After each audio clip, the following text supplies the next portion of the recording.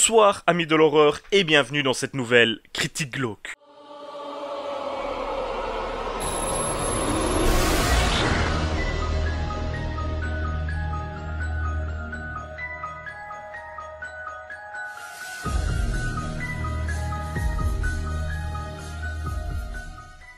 Aujourd'hui, une vidéo qui m'a été un tout petit peu demandée, un tout petit peu, et qui je pense du coup est attendue par un grand nombre d'entre vous. Et vu que plusieurs youtubeurs qui ont rien à foutre de l'horreur pendant le reste de l'année ont décidé de me voler la vedette avec ce film, il était temps que je contre-attaque. Bon, plus sérieusement, vous vous en doutez, vous avez vu le titre, vous avez vu la miniature.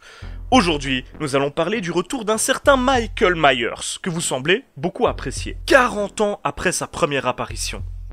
Non, vous ne rêvez pas, mais aujourd'hui nous allons revenir sur le tout dernier Halloween. Mais avant toute chose, revenons très rapidement sur le premier film à avoir porté ce nom, l'œuvre d'un illustre inconnu du nom de John Carpenter. Halloween est donc un film d'horreur américain réalisé par John Carpenter en personne et sorti en 1978. Il lancera plus ou moins la carrière du Big John en devenant l'un des films indépendants les plus rentables de l'histoire en rapportant 47 millions de dollars pour un budget de seulement 325 000. Le film se déroule durant la célèbre fête de Halloween et met en scène des adolescents qui voient leur soirée gâchée par l'arrivée d'un tueur masqué psychopathe, fraîchement échappé de l'hôpital psychiatrique où il était interné depuis des années pour avoir assassiné sa grande sœur lorsqu'il était encore enfant. Ce tueur n'est autre que Michael Myers, et ce long métrage sera le début d'une très longue saga qui comptabilise aujourd'hui 11 épisodes et qui s'étale sur 4 timelines différentes. Mais je reviendrai plus en détail sur cette timeline dans ma prochaine vidéo. Rassurez-vous. Dans Halloween, Myers sera poursuivi par le Dr Loomis, incarné à la perfection par Donald Pleasence, et échouera d'assassiner la jeune Laurie Strode, jouée par Jamie Lee Curtis, qui verra sa carrière lancée par la même occasion. Dans la suite de la saga, on apprendra que Laurie est la sœur de Michael, et que celui-ci ne connaîtra pas de répit tant qu'il ne l'aura pas éliminé, une version de l'histoire qui ne ravira pas Carpenter. Car celui-ci nous met en scène un personnage plus complexe qu'il n'y paraît, une incarnation pure et simple du mal absolu qui n'a besoin d'aucun motif pour tuer. Il peut être n'importe qui, débarquer n'importe où, n'a besoin d'aucun mobile. D'ailleurs, son masque, qui est au passage un masque du capitaine Kirk de Star Trek acheté 2 $ par Tommy Lee Wallace et un peu modifié, représente parfaitement son anonymat et son manque d'émotion totale. Le Dr Loomis lui-même le répétera plusieurs fois durant le film, il est l'incarnation du mal, le boogeyman, et il ne peut en être guéri. Ce film popularisera tout simplement le genre du slasher qui n'en était à l'époque qu'à ses tout premiers balbutiements. Michael Myers inspirera d'ailleurs les plus grands boogeyman du cinéma horrifique, et on peut compter parmi ceux-ci Jason Voorhees ou même Freddy Krueger. Et aujourd'hui, en 2018, soit 40 ans après sa toute première apparition, Michael Myers est de retour. Voyons ensemble quelques détails techniques sur cette nouvelle aventure de l'un des plus célèbres tueurs du cinéma d'horreur. Ce nouveau volet, sobrement intitulé Halloween, est un film d'horreur américain sorti en 2018 et réalisé par David Gordon Green, dont c'est la première véritable expérience dans le domaine du cinéma horrifique. Malgré tout, il a un joli CV, avec à son actif des métrages tels que Délire Express, sorti en 2008, ou Prince of Texas, sorti en 2013. Au casting, on retrouve ni plus ni moins que Jamie Lee Curtis de retour pour assumer le rôle de Laurie Strode pour la 5e fois de sa carrière. Malheureusement, on ne peut pas compter le retour de Donald Pleasence, décédé en 1995 juste après le tournage du 6e Halloween. Par contre, on compte la présence de Judy Greer, que vous avez pu voir dans Le Village, sorti en 2004, dans Carrie la Vengeance, sorti en 2013, Jurassic World, sorti en 2015, ou encore Ant-Man et la Guêpe, sorti en 2018. A noter aussi la présence de Andy Matichak, surtout connu pour ses rôles dans des séries comme Orange is the New Black. Le film est coproduit par Malek Akkad, fils de Mustafa Akkad, producteur historique de Halloween, et décédé en 2005, à qui est d'ailleurs dédié ce nouvel opus, et par la société Blumhouse, spécialisée dans les films d'horreur. Comptons comme d'habitude la présence de Miramax Studios, la boîte des frères Weinstein, habitués également des films de la saga. Mais surtout, John Carpenter est revenu chapeauter ce nouvel opus, en tant que producteur délégué désireux de revenir à l'esprit originel de la saga.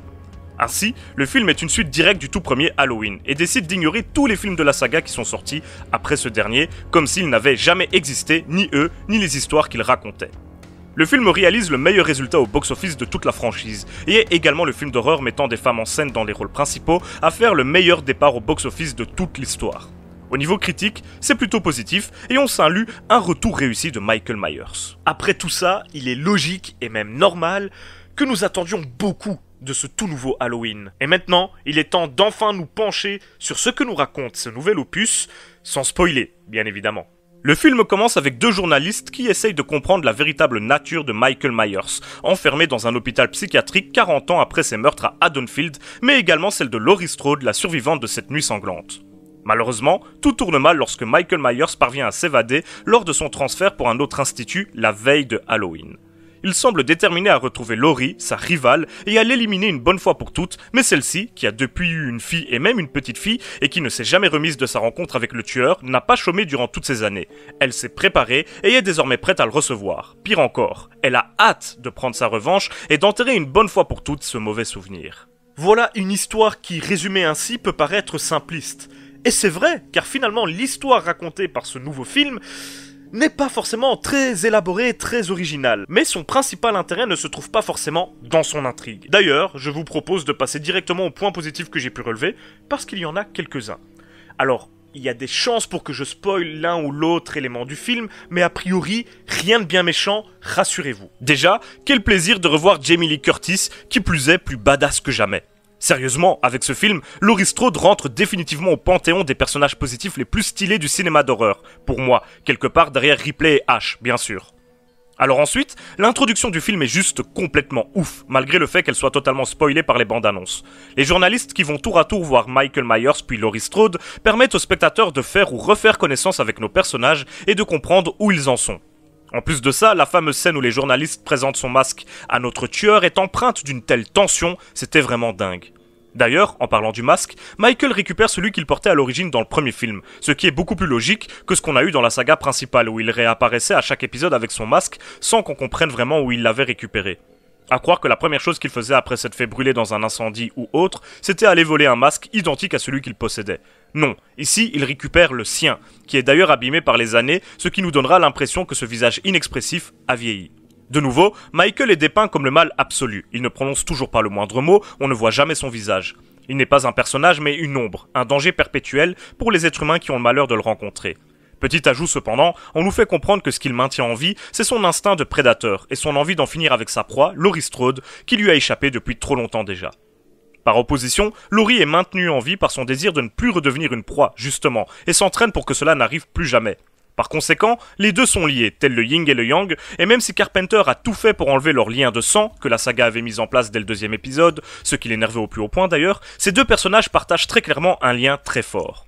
La mise en scène n'a rien de particulier, mais elle est efficace. À plusieurs moments, Laurie et Michael inversent les rôles, si on compare ce film au premier. Comme vous l'avez vu dans la bande-annonce, Laurie apparaît un moment à sa petite fille à travers la fenêtre, comme Michael le faisait autrefois, ou alors, lorsque notre tueur pensait l'avoir tuée, il détourne le regard quelques instants, et lorsqu'il revient vers elle, elle a disparu, avec les mêmes sons et bruitages que quand il faisait lui-même ce genre de tour. Le but est très clairement d'inverser un petit peu les rôles, que Michael Myers devienne la proie d'une Laurie Strode vengeresse et surtout extrêmement bien préparée. Je vous laisserai découvrir vous-même d'à quel point ça fonctionne dans l'histoire, mais au niveau de l'idée, j'ai trouvé ça génial. J'ai vraiment adoré et ça met de la nouveauté dans une saga qui tournait un petit peu en rond. Au final, on peut dire que ce nouveau Halloween n'essaye clairement pas d'être un simple repompage du premier. De plus, Michael revient plus violent que jamais, et à plusieurs moments, il m'a fait penser au Michael Myers de Rob Zombie, brutal, sans la moindre concession, beaucoup plus hardcore qu'il ne l'était 40 ans plus tôt. D'ailleurs, il explose complètement son record de body count en éliminant pas moins de 16 personnes dans ce film. En même temps, après autant de temps passé enfermé, il a la dalle, et une fois sorti, qui ne le serait pas à sa place? Mais au-delà des dégâts qu'il commet, il en subit beaucoup également. Jamais dans un Halloween on aura vu Myers s'en prendre autant plein la gueule, et ça change. Je n'en dis pas plus, histoire de ne pas vous gâcher certaines surprises. Il y a quelques traits d'humour, plus que dans le premier film, mais je les ai trouvés pertinents et bien placés, et ça ne m'a absolument pas gêné dans mon visionnage, contrairement à un film comme The Predator, par exemple. Les acteurs sont convaincants, ce qui n'est pas étonnant vu l'envergure du projet, on n'est pas dans un slasher télé ici. L'un des meilleurs points du film, ce sont ses personnages. J'ai trouvé la plupart beaucoup plus développés et intéressants que dans les trois quarts des slashers. D'ailleurs, c'est bien simple, j'ai trouvé que ce film s'éloignait du concept du slasher dans lequel s'était enfermée la saga principale. Le métrage se déroule en effet en plusieurs actes, et seul l'un d'entre eux peut réellement être considéré comme un slasher basique. Et même là, la plupart des victimes de Myers sont assez logiques, vous comprendrez en voyant le film, elles s'enchaînent presque toutes naturellement, on y croit à fond. Plus que jamais, le boogeyman est revenu hanter une petite bourgade américaine, bien décidé à y foutre le bordel comme seul lui sait le faire. Je pourrais vous trouver plusieurs autres points positifs si je le désirais, comme par exemple le fait de retrouver le thème iconique de John Carpenter sans pour autant que celui-ci soit omniprésent. Et ça c'est bien. Mais il est temps de vous parler des points négatifs du film, car il y en a quelques-uns quand même. Soyons objectifs. Tout d'abord, reprenons avec le dernier point positif que j'ai évoqué, les personnages. J'ai plutôt détesté le personnage de la fille de Laurie, que j'ai trouvé insupportable. Sa relation avec sa mère m'a paru assez artificielle, même si je peux comprendre les raisons qui les ont fait en arriver là. Mais le pire est le petit copain de la petite fille de Laurie qui est un gros con dont je ne comprends absolument pas le comportement. Et l'un des plus gros problèmes avec le film est l'une des facilités scénaristiques qu'il utilise puisque suite à une dispute entre eux, il lui prend son téléphone et le jette dans de la nourriture sans aucune raison. Je n'ai pas du tout compris cette réaction et à part pour justifier pourquoi notre demoiselle n'a plus de téléphone et n'est donc plus joignable par ses parents ensuite, ça n'a aucune utilité. Une facilité scénaristique dont le film se serait bien passé selon moi. Il y a un moment, un rebondissement que je ne spoilerai pas ici concernant le pseudo-Dr Loomis du film, qui est à peu près son exact opposé d'ailleurs. Ça aurait pu être intéressant, mais je trouve cette partie-là du film complètement exagérée, et pour moi c'est une nouvelle facilité scénaristique qui permet à l'intrigue d'évoluer beaucoup plus rapidement que prévu. En même temps, le film ne dure qu'une heure et demie, Carpenter ne voulant pas faire comme Rob Zombie en pondant un film de 2 € plus. Il y a quelques petites incohérences, comme par exemple concernant Laurie, entraînée à mort depuis des années à recevoir Myers chez elle, et comme par hasard, elle a une pièce remplie de mannequins, l'endroit parfait pour un tueur masqué pour se cacher. J'ai trouvé ça un peu stupide de sa part, même si ça donne une scène assez stylée. Sinon, j'ai quand même l'impression que le film sert un discours très pro-armes. Moi, ça ne me choque pas plus que ça, puisque je vis en Europe, dans un pays où les armes ne sont pas censées être en libre circulation, et où il est difficile d'en acquérir une. Mais aux États-Unis, où c'est un réel débat, c'est le genre de film qui peut avoir une grande influence. On peut en tirer comme morale que pour se protéger d'un Michael Myers, les foyers américains doivent posséder une arme, et c'est la seule solution, car même la police n'arrive pas à le stopper. Enfin bon, je me trompe peut-être, mais j'ai trouvé le discours pro-armes un peu trop présent dans ce métrage. Enfin, j'aimerais terminer par un élément extérieur au film, les bandes annonces, qui en révèlent beaucoup trop à mon goût et qui gâchent certaines bonnes idées du film, qui auraient pu être d'excellentes surprises pour les spectateurs. Ça devient vraiment récurrent que les trailers en disent trop et choisissent mal leurs images, mais là, c'était vraiment flagrant. Bon, comme d'habitude, je parle trop, donc finissons-en et passons directement à ma conclusion. Eh bien, ma foi, j'ai été plutôt content de retrouver Michael Myers avec ce nouvel opus. J'ai trouvé le film rafraîchissant, sortant des sentiers battus que son illustre prédécesseur avait contribué à tracer, et ça fait du bien. En résulte un long métrage surprenant qui n'hésite pas à changer de ton et à faire basculer les statuts de ses personnages afin de déstabiliser le spectateur. Malgré quelques facilités scénaristiques ou incohérences, l'intrigue nous tient en haleine et l'action bat son plein durant tout le film, ponctué par de multiples rebondissements. On ne regrettera évidemment que l'absence de Donald Pleasence qui nous manque énormément dans cette espèce de réunion d'anciens camarades. Pour toutes ces raisons, je donne au film un solide 14 sur 20, qui tend vers le 15, mais auquel il manque peut-être un soupçon d'ambition. Au niveau frayeur, malgré quelques moments de tension rondement menés, ce sera un modeste 12 sur 20, le genre de slasher n'ayant jamais été particulièrement terrifiant et celui-ci ne faisant pas exception à la règle. Mais à nouveau, son but premier n'était à mon avis pas de faire peur, mais de raconter une histoire sombre et violente, ce qui, je trouve, est parfaitement réussi. Retour gagnant pour Michael Myers. Et voilà, c'est déjà la fin de cette critique glauque tant attendue, j'espère qu'elle vous aura plu. Et sachez que la semaine prochaine sera un bestiaire de l'horreur que vous me réclamez depuis fort longtemps. Donc, dès que j'ai terminé cette vidéo, je retourne au travail. En tout cas, si vous avez aimé cette critique, n'hésitez pas à me le montrer avec un petit pouce bleu ou un commentaire, voire même pourquoi pas à vous abonner. Si vous appréciez mon travail, ça me fait toujours extrêmement plaisir. Vous pouvez également me suivre sur les réseaux sociaux, voire même pourquoi pas me faire un petit don sur Tipeee. Tous les liens sont dans la description. En attendant, je vous remercie d'avoir regardé cette vidéo jusqu'au bout, et surtout n'oubliez pas, si vous avez peur, c'est que vous êtes toujours en vie. Salut à tous!